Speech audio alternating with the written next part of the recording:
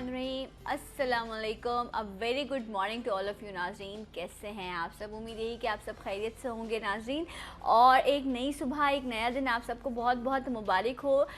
खुशी के साथ, मुस्कुराहट के साथ, कल के सारे मसाइलों को पीछे छोड़ के, हो सकता है रात को किसी से आपकी जो है वो थोड़ी सी जो है वो लड़ाई हो गई हो या गिटपिट हो जाती है। सो उन तमाम चीज़ों को हमने भुलाना है और हमने लाइफ में आगे बढ़ना है, क्योंकि एक नई ज़िंदगी जो है एक नया दिन लेकर आता है और इसको उसी तरह से सेलिब्रेट करना और इसको बेहतर तरीके से प्लान करना, ये जो लोग नहीं करते मेरे ख्याल से वो इस खुशी को जो है वो लूज़ कर जाते हैं। वो इन दिनों को, ये जो रब की तरफ से नेमत है हमें सेहत की सूरत में या ये इस वक्त की सूरत में, इसको जो है वो वैल्यू नहीं करते। तो अपने इर्द गिर्द जो भी रिश्ते मौजूद हैं, जो भी लम्हात आपको रब की तरफ से मिल रहे हैं, उनको अच्छा और बेहतर बनाने की कोशिश कीजिए। जिस तरह गुस्से का, नफ़रत का इजहार करते ना, उसको कंट्रोल कीजिए, उसके बदले मोहब्बत का, प्यार का इजहार कीजिए। देखिएगा हर चीज़ बहुत बेहतर हो जाएगी। और जब आप पॉजिटिव अच्छे लोगों को अपने इर्द गिर्द ढूंढते हैं तो ये मेरा यकीन है, ये मेरा ईमान है कि लोग आपको मिल जाते हैं। और अगर आप ये कहें कि नहीं यार, मुझे तो लाइफ में बड़े धोखे मिले या लोगों ने बड़ा डिच किया, इसका मतलब ये है कि रब आप पर इतने मेहरबान है कि वो लोगों की हकीकत आपके सामने ले आते हैं ताकि आप किसी बड़े ख़तरे से या किसी बड़े नुकसान से बच सके। तो अगर हम कुछ लॉजिक्स और कुछ जो है हिकमत को समझ लें तो शायद लाइफ थोड़ी इजी हो जाएगी। तो ये तो एक छोटा सा मेरा मैसेज था और आप सबके लिए दुआ भी थी कि अल्लाह आप सबको बुरे लोगों से महफूज रखे और आप लोगों को भी अच्छे अमल और अच्छे बात करने की जो है वो तौफीक दे। आज अपने प्रोग्राम में जो है हमेशा की तरह पहला सेगमेंट हमारा सेहत के हवाले से होगा, हेल्थ की हम बात करेंगे। कहते हैं कि जब आप अट्रैक्ट करते हैं किसी की तरफ तो उसके बहुत सारे जो है वो इस तरह के खदोखाल होते हैं। कुछ लोगों का चेहरा बड़ा खूबसूरत होता है, कुछ के बाल बड़े हसीन होते हैं, कुछ की आंखें बड़ी खूबसूरत होती हैं ना। शायर कहते हैं ना, तेरी आंखों में डूब जाने को जी चाहता है। सो अगर आंखों में मोतिया होगा तो फिर कौन सी आंखों में आप डूबेंगे।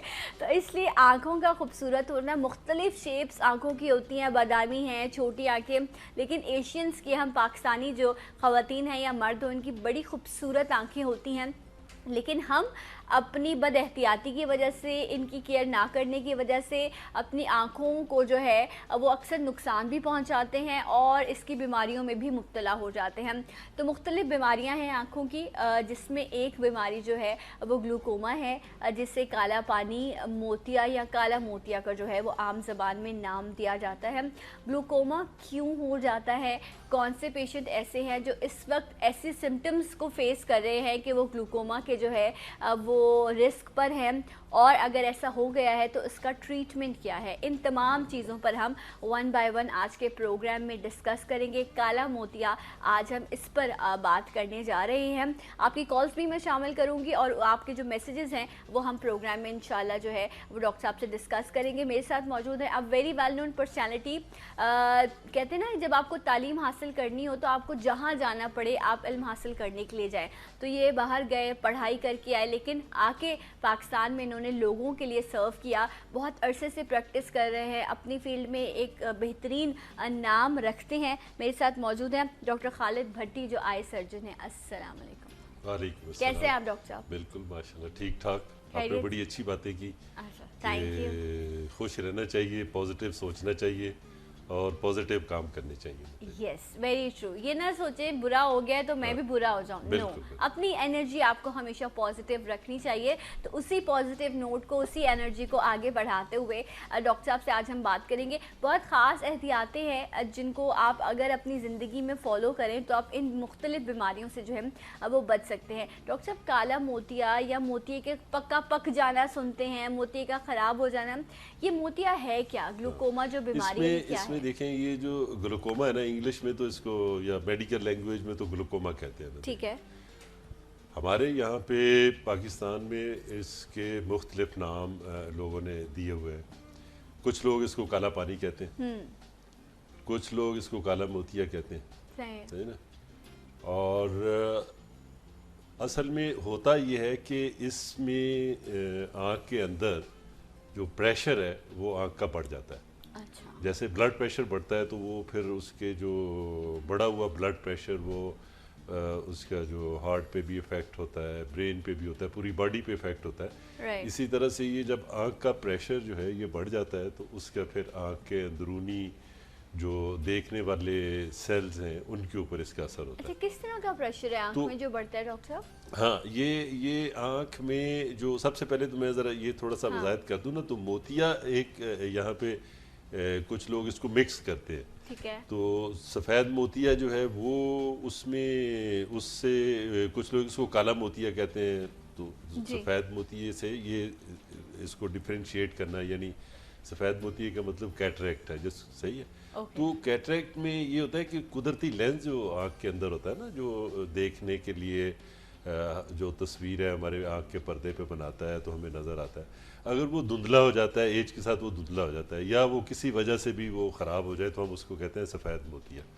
उसमें सफ़ेद मोती में ये है कि भाई उसको हम निकाल के तो लेंस डाल देते हैं सही। सर्जरी करके, तो वो तो ठीक हो गया, वो क्योर ठीक हो गया, मतलब उसका कोई उसका इतना प्रॉब्लम आसान नहीं है। तरीका है कि आपने लेंस चेंज कर दिया चेंज करते सफेद हैं। मोतिया इसमें जो काला मोतिया है या काला पानी है या ग्लूकोमा जो है, जी। इसके अंदर क्या है कि आँख का जो प्रेशर है वो बढ़ जाता है। अब प्रेशर कैसे बढ़ता है? जी। आँख को, जैसे हमारे जिस्म के हर हिस्से को मतलब ग़िज़ा चाहिए होती है, ट्रू। ठीक है, उसको न्यूट्रिशन चाहिए, और वो न्यूट्रिशन जो भी है वो ब्लड के ज़रिए सर्कुलेट करती है, वो जाती है उसको। तो आँख के अंदर वो जो ब्लड से पानी बनता है जिसको हम एक्वस कहते हैं, ओके। वो पानी आँख के अंदर सर्कुलेट करता है, न्यूट्रिशन आँख को देता है, और उसके बाद वो फिर वहाँ से आँख से बनता भी रहता है और साथ साथ निकलता भी रहता अच्छा, है। ये जो हम अपनी आंखों तो में ये ग्लेयर अगर या मैं तो इनसे कहूँगा कि एक अच्छी हाँ, वो वो प्लीज है। वो पिक्चर्स वो जरूर हाँ। चलाइएगा। अब इसमें ज़रा थोड़ा सा अगर देखें आप, तो ये जो सफ़ेद सा बीच में नज़र आ रहा है कन्वेक्स सा, ये लेंस है, ओके। और उसके सामने और काली सी एक पट्टी है, उसके दरमियान में अगर आप देखें तो सफ़ेद सी लाइनें वो आ रही हैं। ये पानी, ब्लड से ये पानी बन रहा है, ओके। और ये पुतली के और लेंस कुदरती के सामने होता हुआ वो काली पुतली से सामने आता है, और फिर ये कोने से ये बाहर निकल जाता है। ये आयरस, जो आयरस के पीछे ये पानी बनता है, ठीक है। और उसके बाद वो प्यूपल जिसको हम पुतली कहते हैं उसके अंदर से सामने आ जाता है एक्वस, और फिर ये जहाँ ये सर्कल लगा हुआ है यहाँ पे आप अगर देखें एक छोटा सा निशान है, यहाँ से ये बाहर निकल जाता है, फिर दोबारा ये ब्लड में चला जाता है। ओके। तो अब अगर फर्ज किया कि पानी ज्यादा बन रहा है तो भी प्रेशर ज्यादा हो जाएगा। राइट। अब अगर बन नॉर्मल रहा है, पानी उतना ही बन रहा है, और निकलने वाला रास्ता जो है ड्रेन है वो अगर फर्ज किया नैरो हो गया, तंग हो गया, ब्लॉक हो गया, तो पानी वो निकलेगा नहीं, वो आँख के अंदर ही प्रेशर बिल्ट अप करेगा। ओके। तो ये जो प्रेशर जो बिल्ट अप होता है, ये देखें ये ट्रेबिकुलर मैश वर्क है जो सर्कल जैसे जो इन्होंने दिखाया, यहाँ से ड्रेन होता है ये। तो उसमें वो फिर उसका प्रेशर बिल्ट अप होना शुरू हो जाता है। जब वो आँख के अंदर प्रेशर बिल्ट अप होना शुरू हो जाता है तो वो फिर वो प्रेशर वो आँख के पर्दे के ऊपर जो नर्व ब्रेन में लेके जाती है सिग्नल, उसके ऊपर उसका इफेक्ट होता है। ये पीछे अगर देखें जो ये पिक्चर जो दिखाई है, सर्किट है उसकी पूरी वायर्स की तरह ये चीजें वो पीछे, हाँ, वो ब्रेन से कनेक्टेड होती है। Right. तो जब वहाँ पे वो प्रेशर ज्यादा होता है तो वो फिर वहाँ उस एरिए की उन सेल्स की सर्कुलेशन प्रॉपर नहीं होने देता। ठीक है। जब वो उसको, जैसे हम अगर दरख्त या पौधा लगाएं उसको पानी ना दें तो वो ऐसा ऐसा सूखना शुरू हो जाएगा, मतलब। तो इसी तरह से वो ये जो पीछे से नर्व जो है ना वो फिर वीक होना शुरू हो जाती है, ड्राई होना शुरू हो जाती है। तो और जो देखने वाले सेल हैं वो आहिस्ता आहिस्ता कम होना शुरू हो जाते हैं। डॉक्टर साहब अगर देखें, अगर मैं तो अभी हम अपनी कहते हैं आई को ग्लूकोमा टच करूं तो ये हल्की सी जो है इसमें एक ग्लेयर कहूं या मैं हल्का सा जो है वो आपको पानी सा महसूस होता है अपनी आंख में। ये मैं फ्रंट की बात कर रही हूँ, तो ये वही चीज है जो हमारी आंखों को ये अलग है। ये अलग चीज ये है। जो बाहर वाला पानी है ना, ये आंख को हम सारा दिन ब्लिंक करते हैं ना, ओके। तो ये कुदरत ने ग्लैंड बनाया हुआ है, वो बाहर ये ऊपर ये हड्डी के नीचे होता है। तो ये पानी ये बाहर वाला और है, इनको हम टीयर्स कहते हैं, नेचुरल टीयर्स जो है, टीयर्स होते हैं ये। तो ये टीयर्स अलग जगह पे और ये ब्लिंक करने में हेल्प करते हैं। ये ब्लिंक करने में हेल्प करते हैं, आई को क्लीन करते हैं, जो मट्टी दस्त इससे बचाते हैं। ये बाहर है। वो वाला जो पानी है वो आँख के अंदर ही सर्कुलेट करता है, उसको एक्वस कहते हैं। ओके। तो वो उसका जब प्रेशर ज्यादा हो जाए, या तो बनना ज्यादा शुरू हो जाए, या वो ड्रेन वाला एरिया जो है वो किसी वजह से यानी तंग हो जाए, बंद हो जाए, नैरो हो जाए, तो उसमें या कोई ख़राबी हो जाए, तो उसकी वजह से वो प्रेशर बिल्ट अप। अब ये प्रेशर जो है वो आँख के अंदर जो पर्दे के ऊपर ये अपने फिर उसको आहिस्ता आहिस्ता अफेक्ट करता है और वीक करता है, जिसकी बिल्कुल। वजह से फिर ये मोतिया। तो इसमें इसकी जो इम्पोर्टेंस ये है कि इसको काला पानी या काला मोतिया वो क्यों कहते हैं। सफ़ेद मोतिया जैसे कैटरेक्ट जिसको कहते हैं वो तो हम निकाल दिया, लेंस डाल दिया तो मरीज की नज़र बहाल हो जाती है। ठीक है। ठीक है। इसमें काला पानी या काला मोतिया इसको नाम इसलिए दिया गया है कि जो काले इस ग्लूकोमा की वजह से यानी काले पानी की वजह से जो नज़र आपकी चली जाएगी वो वापस नहीं आएगी। ओके। तो इसमें जो हम उसको अपनी ज़ुबान में कहते हैं इरिवर्सिबल डैमेज। ठीक है। तो इसलिए ये उससे बहुत मुख्तलिफ है। तो इसका ख़ास तौर पे बहुत ही यानी एहतियात करनी चाहिए, बहुत ही इसके लिए। अच्छा, तो आप ये कह रहे हैं कि काला पानी या काला मोतिया जब होता है तो उसमें दोबारा से आपके वो विजन जो है उसका वापस आना पॉसिबल नहीं हो पाता, वो नहीं हो पाता काले पानी में। सफ़ेद मोतिया अगर है तो उसमें वो आपका लेंस चेंज करके आपको नॉर्मल जो है वो आपको वापस किया जा सकता है उसी नॉर्मल लाइफ की तरफ। डॉक्टर साहब मुझे ये बताइए कि जिनको काला मोतिया होता है अगर आप उनको स्टार्ट में देखें तो उनका जो लेंस है, ये जो ब्लैक जो हमारा पोर्शन है आई का, ये इसमें हल्की सी शाइन आने लग जाती है, फिर स्लोली ग्रेजुअली वो ग्रे होने लगता है, हल्का हल्का इस तरह उसका कलर चेंज होने लग जाता है। तो ये सारा स्लोली ग्रेजुअली प्रोसेस होता है, पहले पीछे से वीक होती है नर्व, उसके बाद ये सारा मामला शुरू होता है। ये जो है ना इसमें देखें, ये जो मेनली इसका मरीज को आमतौर पे ना इनिशियल स्टेजेस पे मरीज को नहीं इसका पता चलता। अच्छा, कोई पेन कोई या पेन आपको विजन क्लियर होता है उसका? कुछ नहीं होता बिल्कुल। इसकी बहुत सी किस्में हैं। अच्छा। बहुत सी किस्में हैं।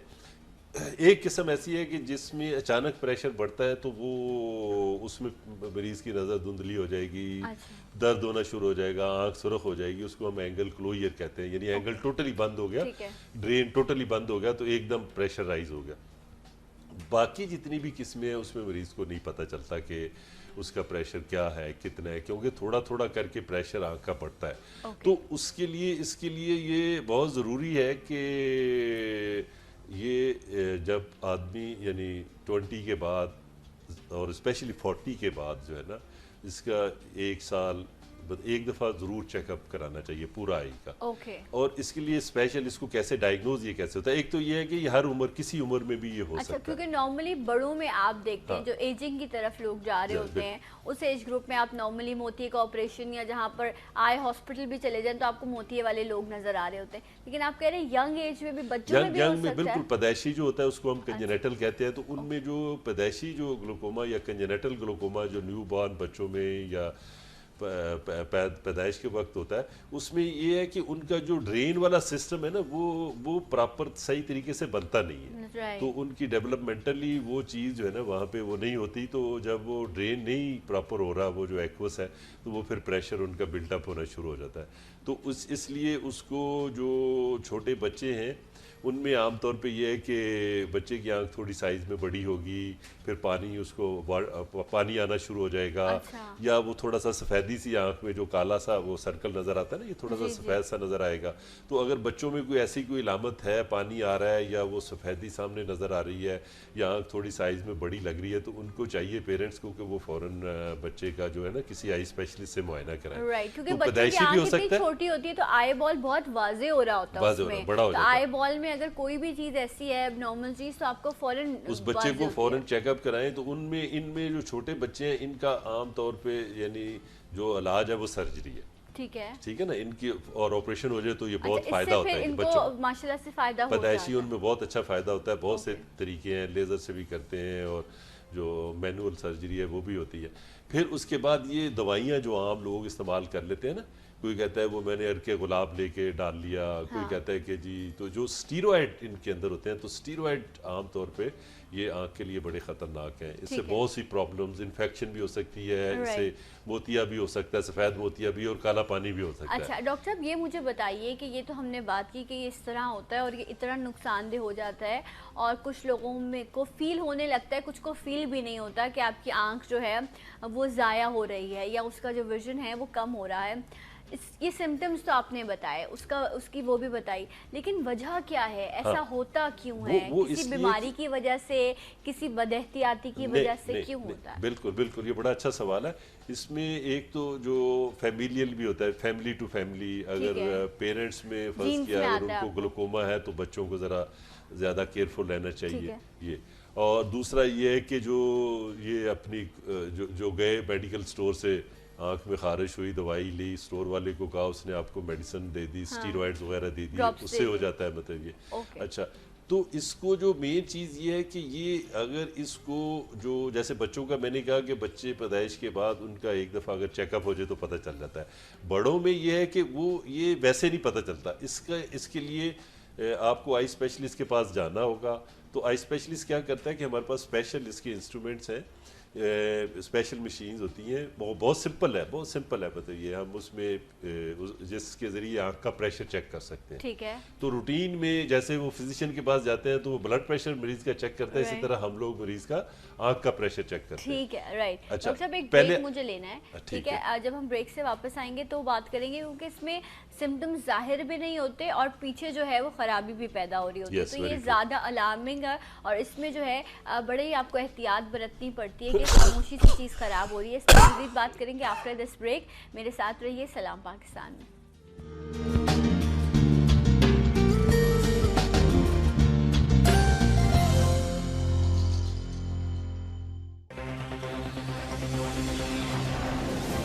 जब सोच को पिंजरे में जकड़ लिया जाए, बोलना सजा बन जाए,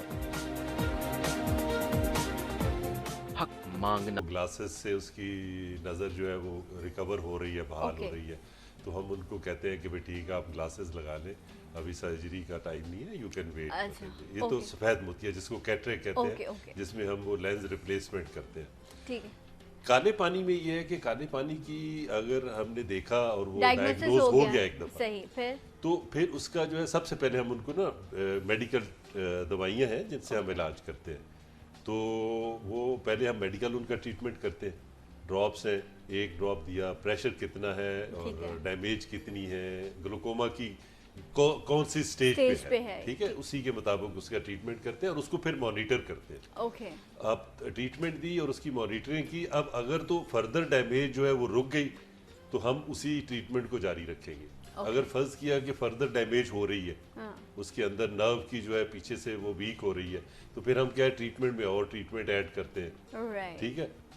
अब फर्ज किया कि भाई आप ट्रीटमेंट सारी हमने वो दे रहे हैं, उसके बावजूद भी वो कंट्रोल नहीं हो रहा, तो फिर हम इसकी लेजर से हम इसकी लेजर थेरापी करते हैं। तो लेजर से क्या करते हैं कि हम इसको, वो बड़ा सिंपल है, बैठे बैठे ही हम वो मशीन के ऊपर पेशेंट को बिठाते हैं, तो हम उसका जो चैनल, जो ड्रेन वाला चैनल है, हम उसको खोल देते हैं। अच्छा, थ्रू लेजर उसको, हाँ, तो उसको वो चैनलाइज जो है उसको वो कर देते हैं। वो चैनल जब हम खोल देते हैं तो उसमें फिर वो जो उसकी ड्रेनेज वो ज़्यादा हो जाती है, तो ड्रेनेज जब ज़्यादा हो जाती है तो वो फिर उसका ये प्रेशर जो है वो कम हो जाता है। जब प्रेशर कम होगा तो वो फिर जो पीछे नर्व की डैमेज है वो कम हो जाएगी। तो मतलब कुछ टाइम ही लगता है लेजर में, तो इतना लंबा कोई प्रोसेस टाइम नहीं लगता, बड़ा सिंपल है। और उसमें ही आपके काले मोती होंगे, ये एक बड़ा मसला लोगों के लिए था। अब तो लेजर से इतनी टेक्नोलॉजी ने आ गई है, नई टेक्नोलॉजीज आ गई हैं कि बड़ी जल्दी जो है वो चीज़ें हो जाती हैं। तो लेज़र इटसेल्फ एक बड़ी अच्छी चीज़, और आप तो डेफिनेटली लेज़र कर रहे हैं यहाँ पर, ठीक है। तो डॉक्टर साहब, अच्छा, लेज़र के बाद क्या चांसेस हैं कि ये जो आपने ड्रेनेज या जो आपने चैनल को जो है वो रवा कर दिया है, अब वहाँ पर सिस्टम जो है वो क्लियर हो गया है, क्या चांसेस फिर भी होते हैं कि दोबारा से ये प्रॉब्लम आ जाए? ये देखें, इसका एक चीज़ जो लोगों को ना ज़हन में रखनी चाहिए, सफ़ेद मोतिया हमने जो उसमें वो कैटरेक्ट निकाल के लेंस डाल दिया, दैट इज़ फॉरएवर, एक दफ़ा हो गया, दैट्स डन। ये जो काला मोतिया है ना, या काला पानी या ग्लूकोमा जो है, ये वंस इट इज़ डायग्नोज तो फिर ये लाइफ लॉन्ग ट्रीटमेंट है। लाइफ लॉन्ग ट्रीटमेंट है। और आपने अपने जो आपका जो आई के डॉक्टर है या जो आपका कंसल्टेंट है आई का, ये उसके साथ आपको, मतलब वो आपको चेकअप करता रहेगा। कुछ को हम 3-3 महीने पे करते हैं, कुछ को हम 6 महीने पे करते हैं, कुछ को हम 8 महीने पे करते हैं। अगर वो स्टेबल हो जाता है दवाइयों से तो फिर दवाइयाँ देते रहते हैं, रिपीटेडली चेक करते रहते हैं। लेकिन एक दफ़ा जब ये डायग्नोज हो गया तो फिर आपको लाइफ लॉन्ग ट्रीटमेंट करनी है। हम लेज़र करने के बाद भी, देखिए, लेज़र करने के बाद भी हमने चैनल बना दिया, प्रेशर कम हो गया, उसकी मॉनिटरिंग बहुत ज़रूरी है। क्योंकि आहिस्ता आहिस्ता ये ड्रेन है ना, जैसे घर में आप देखें जो सप्लाई वाली लाइन है वो कभी कभी ख़राब होती है, ड्रेन अक्सर बंद हो जाते हैं जितना भी आप केयर करें। तो ये ड्रेन इसी तरह का, वो यहाँ पे जस्ट सिंपल टू अंडरस्टैंड कि ये ड्रेन जो है ना, जो हमने लेज़र से उसको चैनलाइज किया, ये बाद में फिर ऐसा ऐसा तो फिर होके दोबारा narrow से फिर आप लेजर फिर लेजर रिपीट या सम टाइम हम लेजर रिपीट करते ठीक है। हैं और बाज़ का ये है कि फिर हम उसका ड्रेनेज बना देते हैं, मैनुअली मैकेनिकली हम उसका ड्रेनेज बना देते ओके, हैं। मतलब सर्जरी के हाँ, थ्रू। इवन सर्जरी भी जब हम करते हैं लेजर के बाद, अगर फर्ज किया वो फायदा नहीं हुआ या लेजर रिपीट करने के बाद भी फायदा नहीं हुआ, तो फिर हम सर्जरी से उसका ड्रेन बना देते हैं, चैनल बना देते हैं, ठीक है। जहाँ से वो एक्वस जो वाटर है वो वहाँ से ड्रेन होता रहता है। तो उस सूरत में भी मतलब मरीज को रेगुलर फॉलोअप में डॉक्टर के रहना है। अब हम उसका प्रेशर चेक करेंगे, नर्व देखेंगे कि स्टेबल है, अगर वो स्टेबल है तो हम उसको कहेंगे चलता जाए, चलता जाए। तो ये आप एहतियात, पहले डॉक्टर जो हैं वो मेडिसिन आपको ड्रॉप्स देते हैं, अगर उससे एहतियात हो जाए तो बहुत बेहतर है। अदरवाइज लेज़र ऑप्शन है, अगर अल्लाह ना करे लेज़र भी आपको हेल्प नहीं कर रहा तो देन सर्जरी जो है उसका ऑप्शन मौजूद है। बट येस, डॉक्टर के पास आपका विजिट, डॉक्टर से आपका कॉन्टैक्ट, अगर आपको काला मोतिया हो गया है तो वो बड़ा इंपॉर्टेंट है। आपने ये नहीं सोचना कि अगर लेज़र करा लिए तो अब लाइफ टाइम मैं आज़ाद हो गया हूँ, नहीं, आपको बार बार डॉक्टर के पास जाना है ताकि किसी भी कॉम्प्लिकेशन को डॉक्टर बेहतर तरीके से डील कर सके। डॉक्टर साहब मुझे ये बताइए कि आँखों का कलर कुछ लोगों का तब्दील हो जाता है, ग्रे होने लगता है, तो क्या हर काले मोतिया में ऐसा होता है या काले पानी में? नहीं, बिल्कुल आगे से डिस्प्ले में कोई फर्क नहीं आता। नहीं, वो उसमें उस सूरत में होता है कि बाज़ औक़ात ऐसा होता है कि पेशेंट ने नेग्लेक्ट कर दिया। हाँ। वो फिर उसके बाद वो प्रेशर बहुत ज़्यादा बढ़ता गया। जब वो प्रेशर बहुत ज़्यादा बढ़ता है तो आई का वो प्रेशर इफेक्ट, जो उसका साइज बढ़ जाएगा और सामने वाला जो कॉर्निया जो ट्रांसपेरेंट है ना, ये फिर वो हेजी होना शुरू हो जाता है। अच्छा। तो जब वो हेजी होता है तो उससे फिर ये कलर चेंज होता है। नॉर्मली ग्लूकोमा में वो या फिर कुछ दवाइयाँ ऐसी हैं, ठीक है ना, एक मेडिसिन का एक ग्रुप है जो हम डालते हैं तो उससे वो आईज का कलर जो है वो डार्क होना शुरू हो जाता है, मतलब not lighter.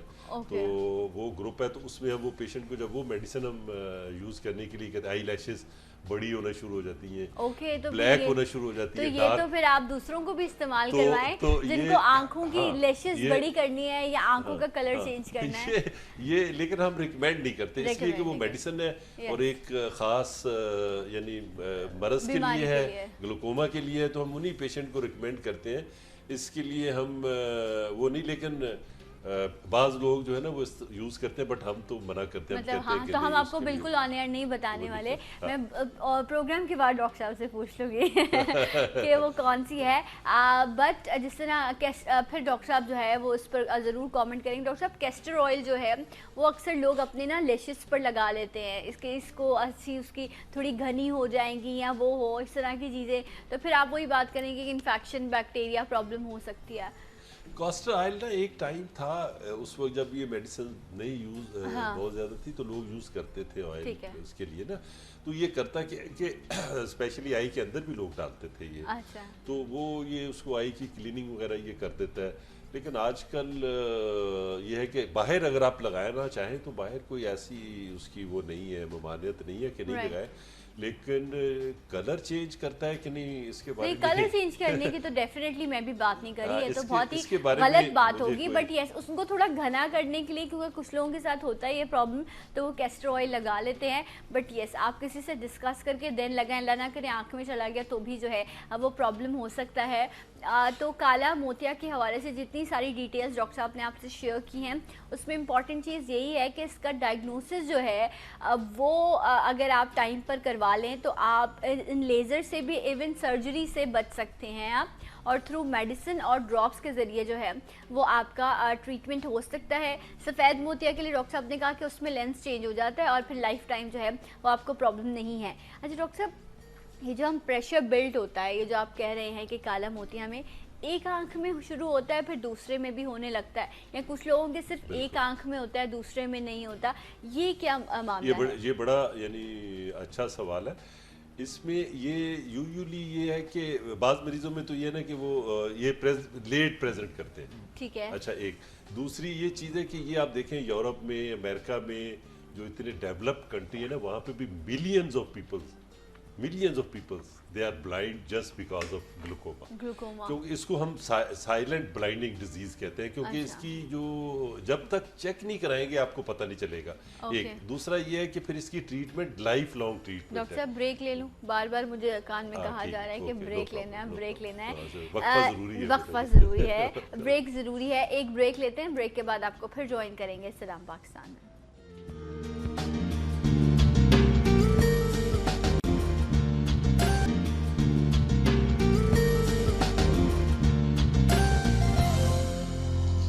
Once again welcome back सलाम पाकिस्तान नाज़रीन, आप सबको प्रोग्राम में खुश आमदीद कहते हैं।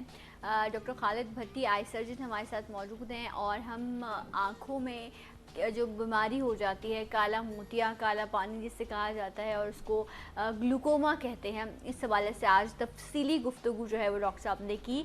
मैं डॉक्टर साहब से ये जान रही थी, कुछ लोगों को एक आंख में प्रॉब्लम होता है और कुछ को दोनों में होता है, सो ये भी दोनों के हवाले से, और आपने कहा कि ये स्लोली ग्रेजुअली आपको ब्लाइंडनेस की तरफ भी ले जाता है अगर आप इसकी डायग्नोसिस टाइम पर ना करें, इसका ट्रीटमेंट आप ना लें। येस, अगर डायग्नोसिस हो जाए तो ट्रीटमेंट मौजूद हैं, 2-3 तरह के ट्रीटमेंट्स हैं जो आपको ऑफर किए जाते हैं, जिनसे आपकी जो है आपका विजन क्लियर रहता है।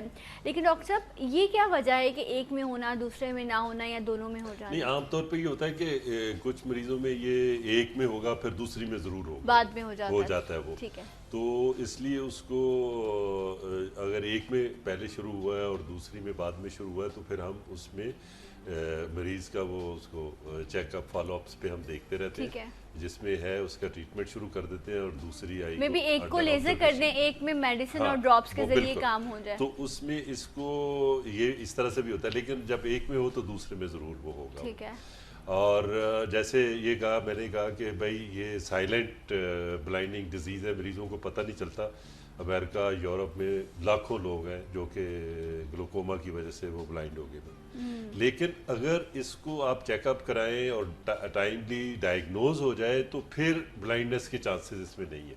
सही। आप ट्रीटमेंट करेंगे, ट्रीटमेंट उसकी है, आपका जो सर्जन है या आपका जो आई का डॉक्टर है वो देखेगा, दवाइयाँ देगा, पहले ड्रॉप्स देगा, अगर उससे काम नहीं चल रहा तो वो फिर आपका लेज़र करेगा, उससे काम नहीं चल रहा तो आपकी सर्जरी करेगा। तो इसको there are many ways to control it. और ये ऐसा नहीं है कि भाई हो गया तो कोई इसका इलाज नहीं है, नहीं। बहुत से लोग ये समझते हैं कि एक दफ़ा ग्लूकोमा हो गया तो अब मैं ब्लाइंड होगा, इसका इलाज नहीं है। नहीं, इसके इलाज है और आप इलाज करें, करवाते रहें, तो इसमें फिर कोई आगे हेल्प योरसेल्फ ना, अपनी आप मदद करने की कोशिश करेंगे। वो कैसे करेंगे कि आप एक अच्छे डॉक्टर के पास जाएंगे।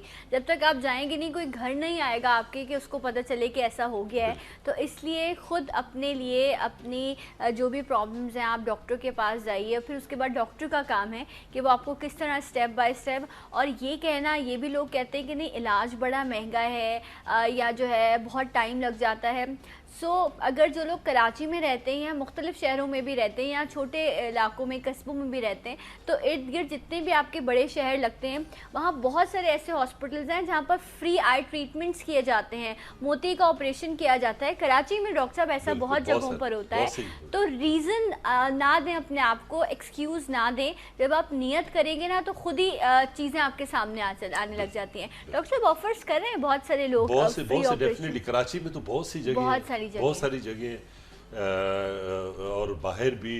अब जो गवर्नमेंट के जो हॉस्पिटल्स हैं तहसील लेवल पे इवन, मतलब ये कि आप देखें तो वहाँ पे अब आई स्पेशलिस्ट मौजूद हैं। कोई ऐसी तहसील नहीं है जहाँ पे कि आई स्पेशलिस्ट ना हो। और फिर इसकी जो डायग्नोसिस है वो इतनी मुश्किल नहीं है, डायग्नोसिस बहुत सिंपल है। लेकिन डायग्नोसिस मरीज नहीं कर सकता, डायग्नोसिस आपकी डॉक्टर ने करनी है, आपके आई स्पेशलिस्ट ने करनी है। अच्छा डॉक्टर साहब, एक्सपेंसिव है ट्रीटमेंट? ये ट्रीटमेंट इतना एक्सपेंसिव नहीं है, मेडिसिन है, ड्रॉप्स हैं, तो वो भी हंड्रेड्स में ही है, वो भी कोई इतना नहीं है। It's not a big deal. नजर बचाने के लिए लेजर भी कोई इतना महंगा ट्रीटमेंट नहीं है।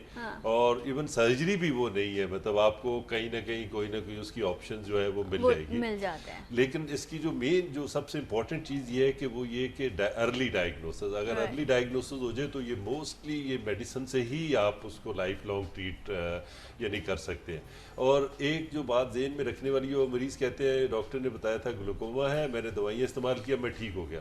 ये जब एक दफ़ा ये डायग्नोज हो जाए और आपने ट्रीटमेंट शुरू कर दी तो उसमें प्रेशर वो नॉर्मल हो भी जाएगा, तब भी आपको डॉक्टर से चेकअप कराना जरूरी है। अच्छा, वो अगेन बिल्डअप हो सकता है। लाइफ सर्जरी करा ले, लेजर करा ले, मेडिकल ट्रीटमेंट पे हो, आपको फॉलो अप चाहिए। हाँ, ये अलग होता है, कुछ को हम 3 महीने पे, 6 पे, 8 पे, साल के बाद, इस तरह से हम उसको अकॉर्डिंग टू द सिवियरिटी और कंट्रोल उसका जो होता है प्रेशर का, उसके मुताबिक हम उसको कहते हैं कि आप मेडिसिन यूज़ करते रहो, लेकिन आपको फॉलो अप में आपको रहना है, डॉक्टर के साथ आप ताहयात रहना है। अच्छा डॉक्टर साहब, अगर ऐसे पेशेंट जो 50-60 क्रॉस कर चुके हैं, अच्छा अब ऐसे एज में आके बहुत सारा जो है वो रेशो ऐसा है जो या तो डायबिटिक होते हैं या ब्लड प्रेशर के मरीज़ होते हैं या हार्ट के पेशेंट होते हैं, और इसके साथ साथ उनको आँखों की बीमारियाँ भी जो है वो लाहक हो जाती हैं।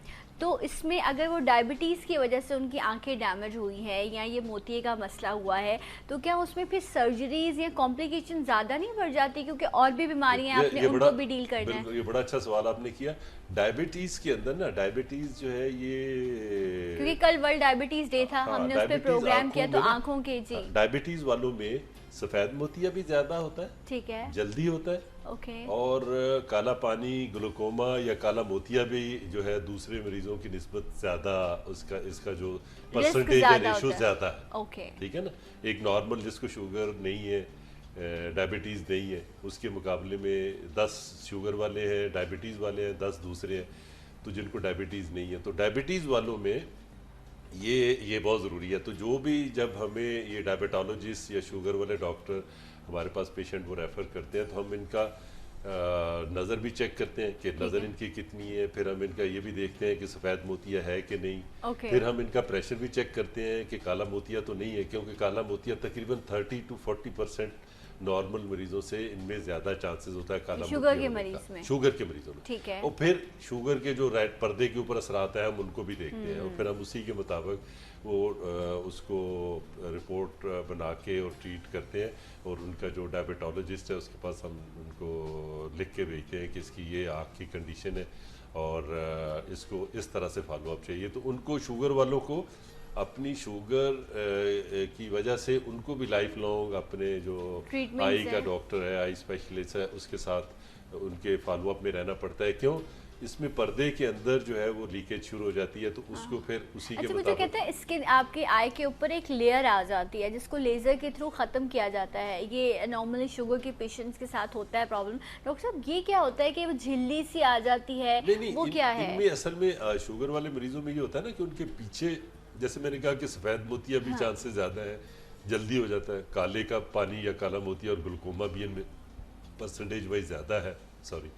और इसी तरह से इनके अंदर जो मेन इशू होता है वो ये होता है कि जो आँख के पर्दे के अंदर जो खून की नालियाँ हैं वो वीक होना शुरू हो जाती है, छोटी, और वहाँ से लीकेज शुरू हो जाती है। अब वो लीकेज जो है वो उसके अंदर जो ब्लड के अंदर जितने कॉन्स्टिट्यूएंट्स हैं वो इनिशियली तो वो लीक होते हैं, फिर उसके बाद अगर वो खुदा न खास्ता किसी वजह से वो शरेयान जो छोटी नाली है वो अगर फट जाए तो ब्लड भी आ सकता है आई के अंदर। तो ये जो आहिस्ता आहिस्ता वो क्या होता है कि वो उसके अंदर ना वो जाला सा बनना शुरू हो जाता है अगर आप एहतियात ना करें। हाँ। अगर शुरू से ही आप दिखाया, डॉक्टर ने देख लिया, तो वो साथ साथ क्या है कि आपको लेज़र करेगा या आँख के अंदर हम इंजेक्शन लगाते हैं, आजकल नया वो है, स्वेलिंग है तो वो लगाते हैं तो स्वेलिंग कम हो जाती है, जहाँ लीकेज है वहाँ हम लेज़र करते हैं। इंजेक्शन जो है ये काफ़ी एक्सपेंसिव है। हाँ, इंजेक्शन काफ़ी एक्सपेंसिव है, बट अगर मैं आपसे इनका सक्सेस रेट पूछूं या मैं ये पूछूं कि ये कितना बेहतर असर करते हैं, सो आप लोग मैक्सिमम रेकमेंड करते हैं या आप लोगों की कोशिश होती है कि रिजल्ट कैसे है इस इंजेक्शंस के? मैंने भी बहुत सुना शुगर के मरीजों के। देखते हैं कि इस मरीज को चाहिए कि नहीं, ठीक है, अगर वहाँ पे लीकेज हो रही है या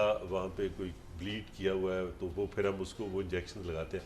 तो इंजेक्शन यूजुअली ये है कि ये मुख्तलिफ प्राइसेस के हैं, ये और मार्केट में अभी 3 वो है, एक हम वास्टन के नाम पे आता है, एक ड्यूसेंटस के नाम पे आता है। डॉक्टर साहब ना बताएं, लोग लगवाना ऐसा कोई बात नहीं। तो वो मुख्तलिफ है, वो डॉक्टर ही देख के आपका फैसला करता है। तो यूजुअली उसमें ये इंजेक्शन और लेजर दोनों हम साथ साथ चलाते हैं कि जहाँ से लीकेज हो रही है इंजेक्शन लगाया, स्वेलिंग कम हो गई, उसके बाद लेजर कर दिया, उसको जैसे वेल्डिंग करते हैं ताकि लीकेज और मजीद ना हो। तो ये भी एक प्रोसेस है जो कि चलती रहती है। अच्छा, बट ये हेल्पफुल होते हैं? This very helpful. अच्छा, इसमें आप दोबारा लगवाने की जरूरत पड़ती है? रिपीट करने पड़ते हैं, ये भी रिपीट करने पड़ते हैं। कितने अरसे बाद?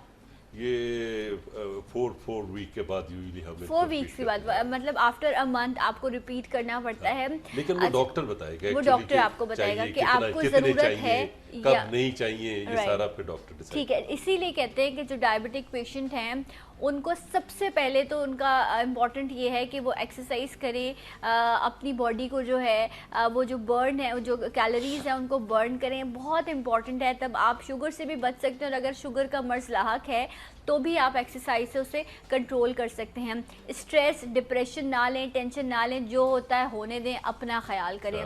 और उसके बाद जो कल भी हमने बात की थी, हाँ, कि वाइट शुगर जो है वो जहर कातिल है शुगर के मरीज़ों के लिए। आपने वाइट शुगर नहीं लेनी। नेचुरल जो फ्रूट्स में या हम रोटी खाते हैं गंदम में या राइस में हमें मिलती है, वो डेफिनेटली आप ले सकते हैं, क्योंकि ग्लूकोज की भी ज़रूरत है। बट उसमें भी आपका डॉक्टर डिसाइड करेगा कि कौन सा फ्रूट आपको कितना लेना है, कितनी मिकदार में इस्तेमाल करना है, क्योंकि कुछ में जो है वो ग्लूकोज ज़्यादा होता है, कुछ में कम होता है।